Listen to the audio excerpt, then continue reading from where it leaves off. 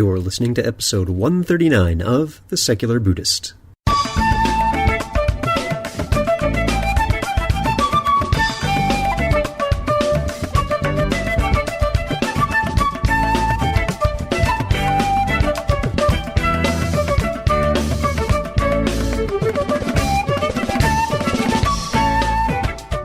Welcome to The Secular Buddhist. I'm Ted Meissner. The Secular Buddhist is the official podcast of the Secular Buddhist Association, a grassroots-driven effort to answer the needs of secular teaching and practice for contemporary society. The podcast has interviews and roundtable discussions pertaining to engaged Buddhist training and practice, and the SBA website has show notes for each episode along with resource materials. Though the podcast focuses on core practice from a secular viewpoint, more traditional teachings are welcome and openly discussed. Author Chris McKenna speaks with us about his new Buddhist-themed fiction book, Bardo.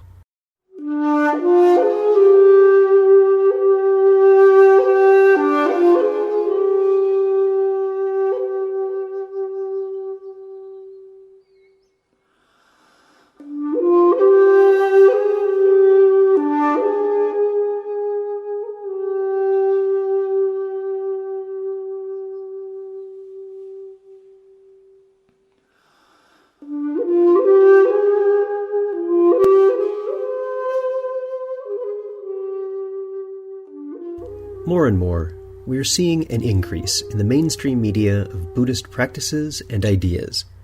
There is Buddhist-inspired rock and roll, art sites that focus on Buddhist themes, and, happily for those of us who are avid readers, plenty of books that address Buddhist topics. And also happily, some of these are fiction stories that take their inspiration from Buddhism. Chris McKenna is from Blantyre, Scotland in the United Kingdom. He has a background in computer science, having graduated from the University of Strathclyde and worked for a few years in the programming industry in both Scotland and subsequently in Vienna, Austria, with a company called Altova. Chris is currently working as an English language teacher near Jakarta. So sit back, relax, and have a nice Balvenie Doublewood. Neat.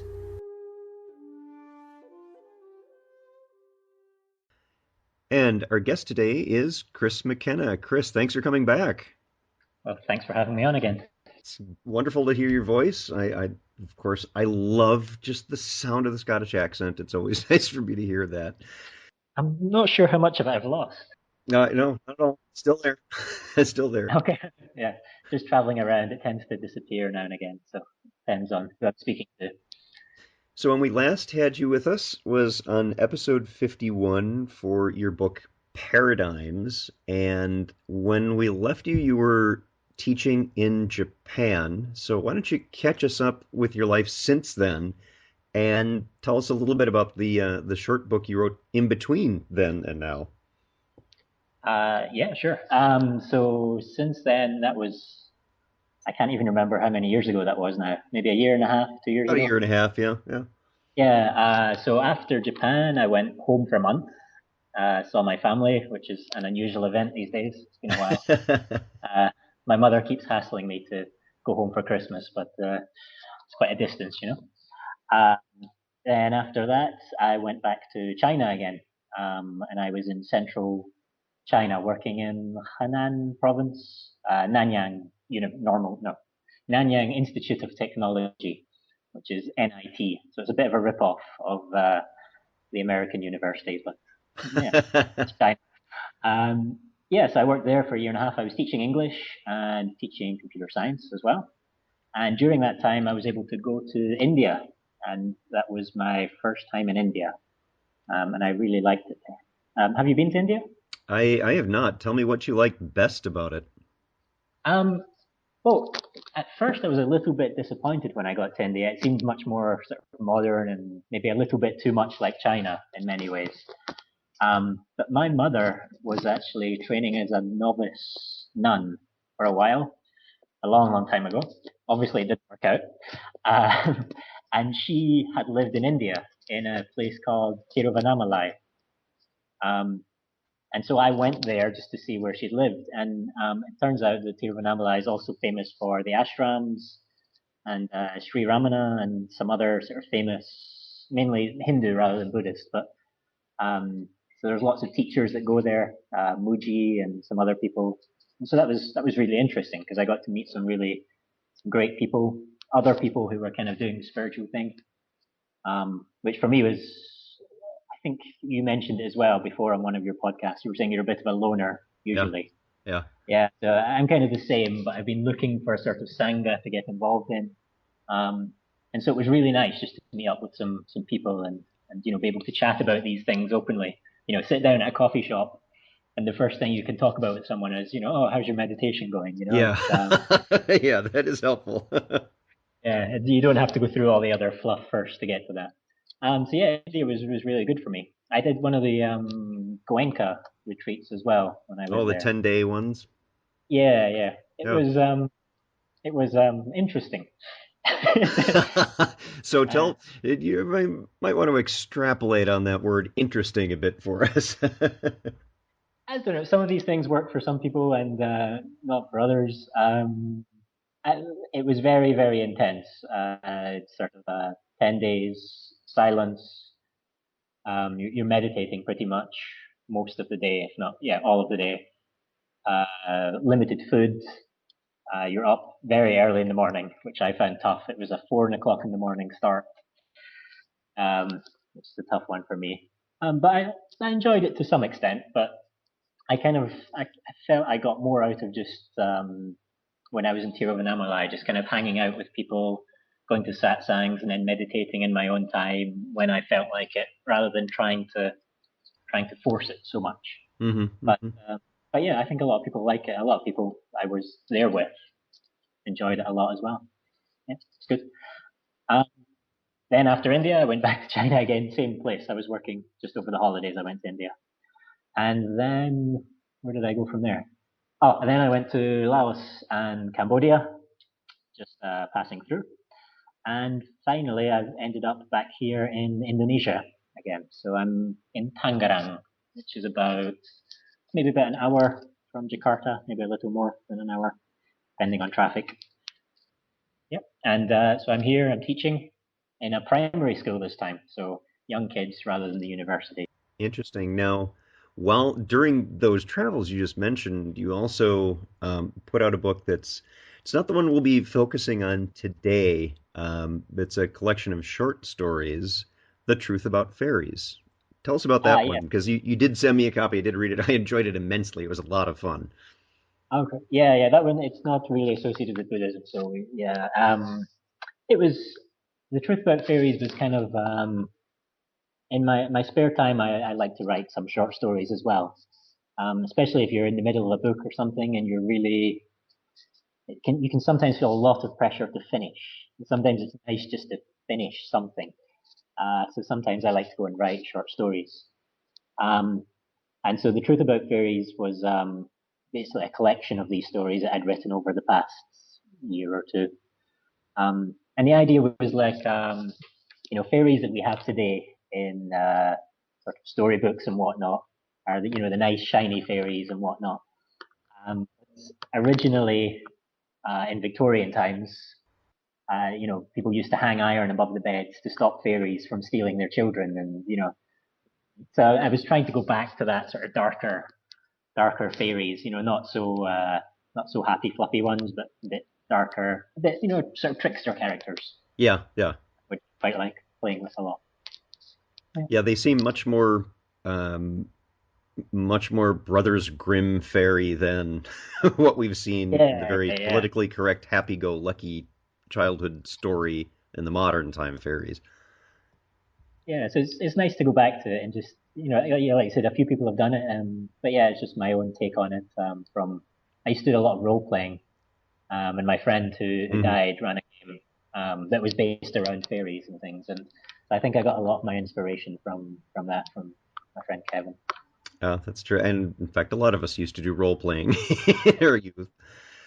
So for folks listening to the podcast, I will be linking to that book, The Truth About Fairies, and Paradigms, Chris's earlier book that was Buddhist themed in a fantasy post-apocalyptic scenario, and his new book, the one we're here to talk about today, which he had mentioned he was working on when we had chatted about Paradigms, called Bardo. And Chris, tell us what the setting is for Bardo and what the book is like before we delve into the characters. Very loosely, the idea is sort of based on the Tibetan Book of the Dead, which is Bardo Todal, I think I'm right. I might be pronouncing that a little bit wrong. And it's the idea that when you die, there are these various realms that you can go to after your death. Of course, you can avoid getting drawn into these realms by being suitably enlightened and making it all the way to the end, to nirvana or other such things. So that's kind of the setting. Is It's a sort of fantasy world based around those different realms that they have in the Book of the Dead. But I've really tried not too much to stick to the official ones. I've more kind of taken my own, I guess, my personalized taste on what those realms mean to me, rather than being the exact copy of what they did in the Book of the Dead. I'm trying to sort of modernize it and make it more personal.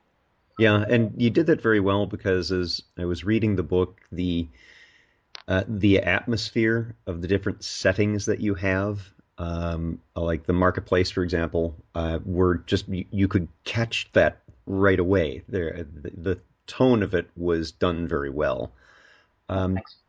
Tell us about your main character and some of the challenges you had writing from the perspective of this main character. Yeah. So last time I mentioned that I was starting this book in the role of a 16-year-old girl, which was tough. I think, yeah. I mean, the hard part, I guess, is it's not going too far one way or the other. Like I'm working with kids at the moment who are younger, but they're still intelligent people. It's very easy to sort of caricature kids down to sort of basically being stupid, and they're not stupid. They're definitely Some of them are much smarter than me, the kids I'm teaching now, but they Right. just see things in this different way. So the danger is going too far that way, and then the other side is just making her too adult, and ending up just having an almost 30-year-old guy speaking as a young girl. So that's the problems. It's up to people to decide whether or not I've been successful in navigating those. Yeah, but Nikki's she's a schoolgirl, 16, and I don't know how much I should really say to sort of spoil the book or whatnot, but she ends up um, going into the Bardo, and she has to face these different realms. So it's not quite like the Tibetan one where you have to avoid them. She has to go through them and take something from each one in order to find some sort of completion for herself.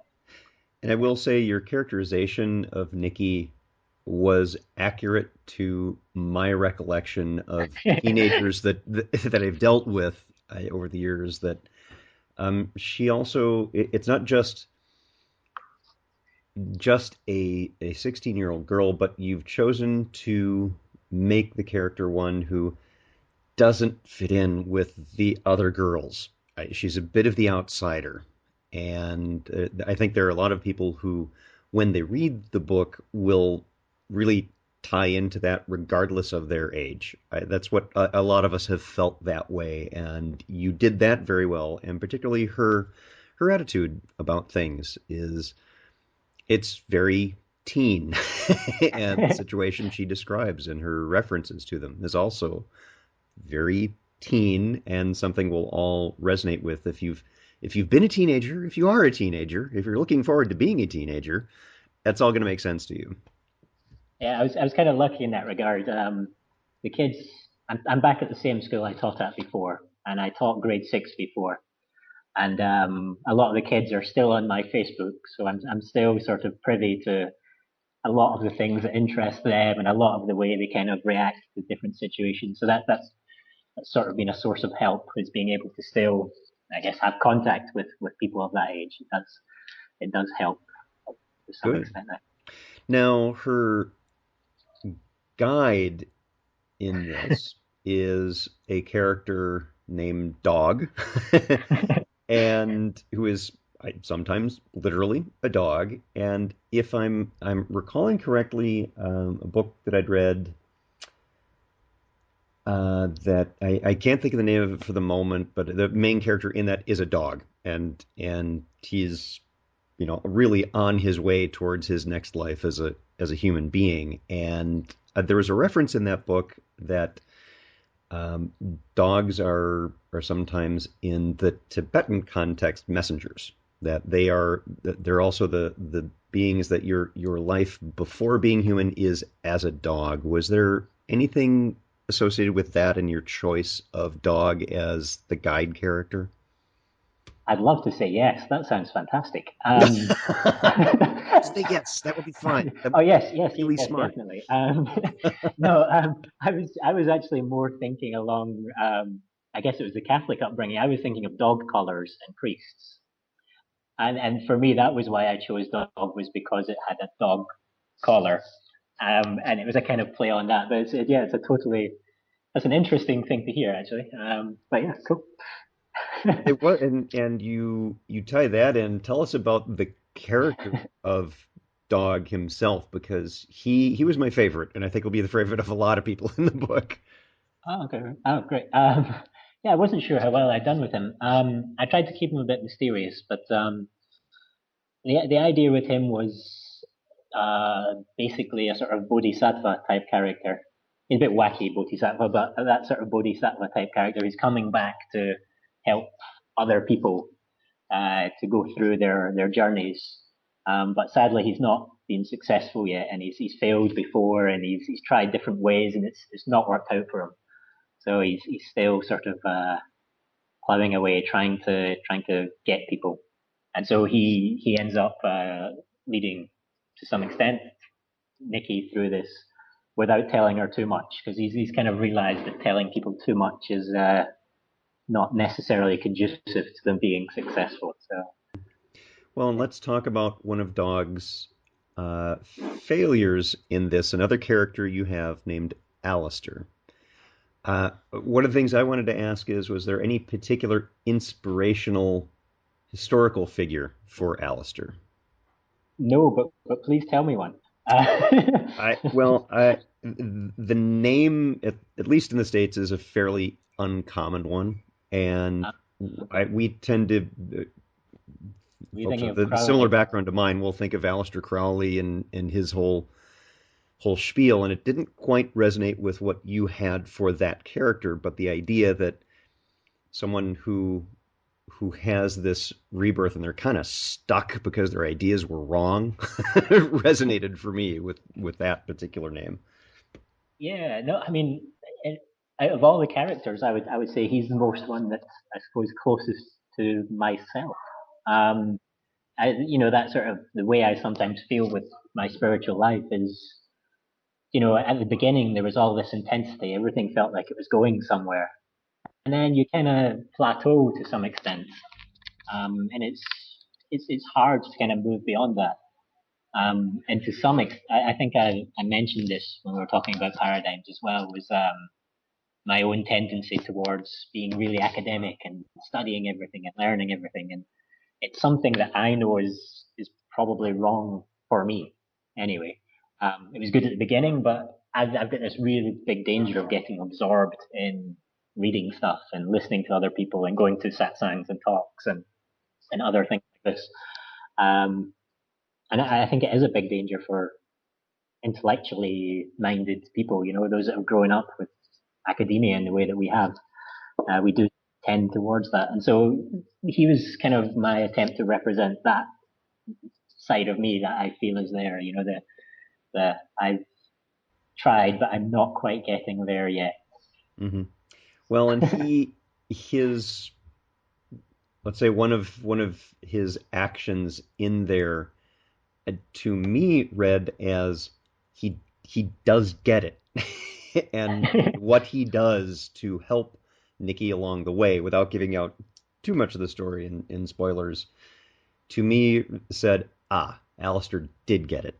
He got there. That was well, at least for myself, I didn't want to leave myself languishing there in the Bardo forever. So it was kind of I wanted to show there is hope for us, kind of for people like myself. There's still chances for us to move on at some point.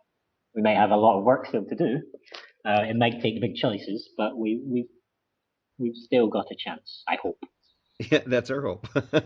You also have some background characters that are not what one would typically consider part of a Buddhist mythology, and that is you have angels flapping Oh around, yeah, chasing down the characters. Tell us about the angels, both the cherub kind and the not so cherub kind.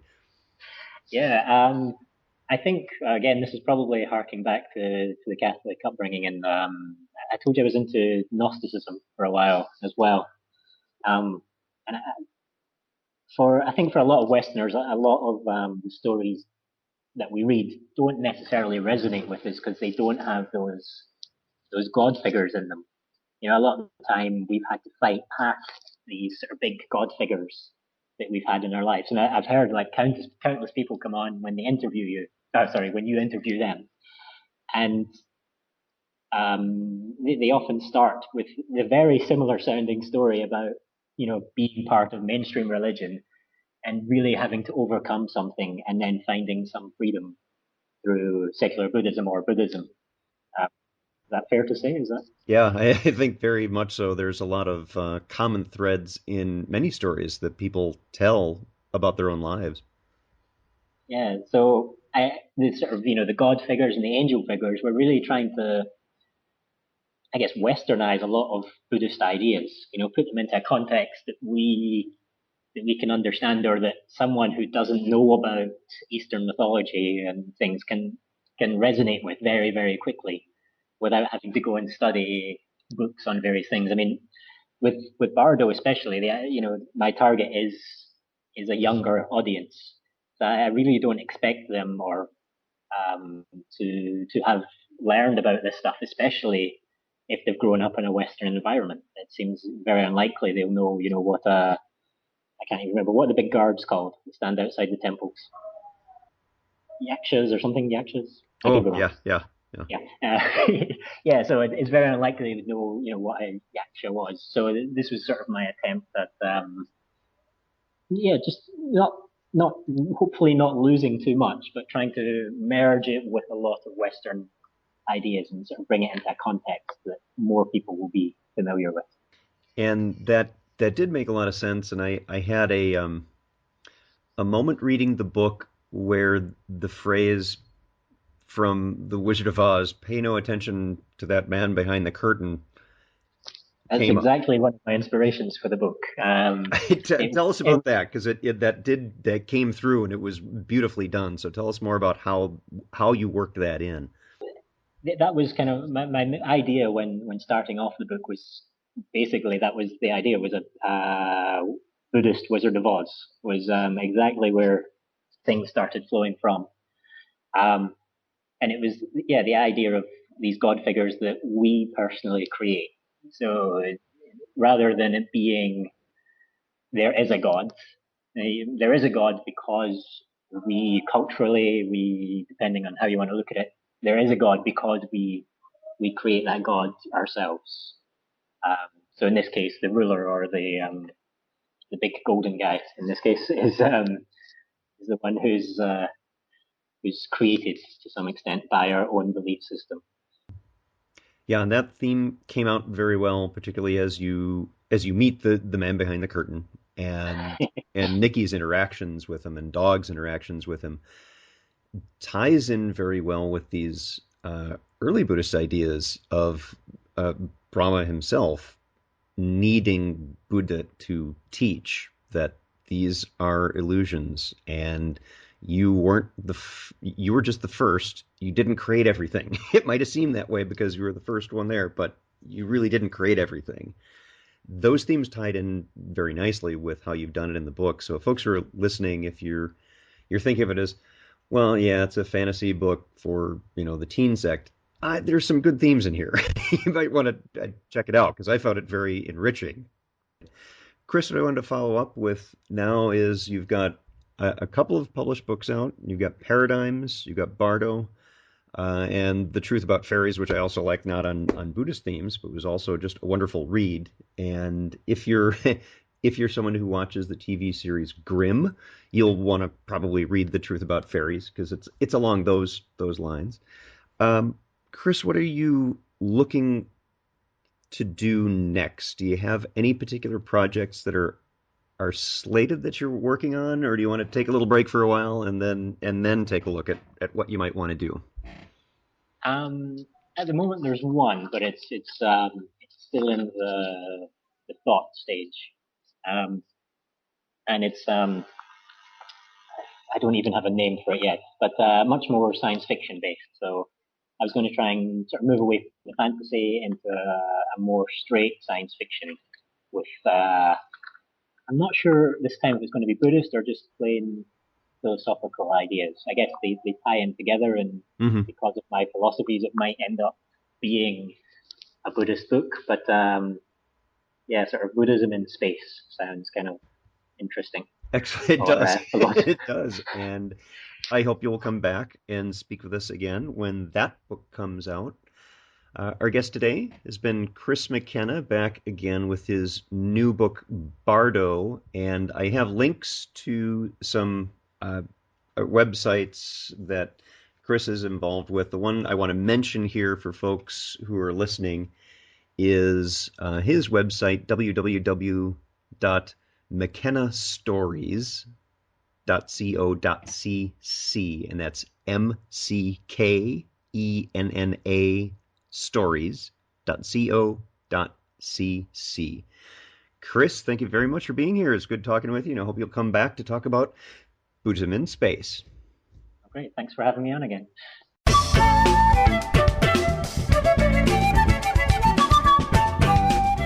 Thanks for listening.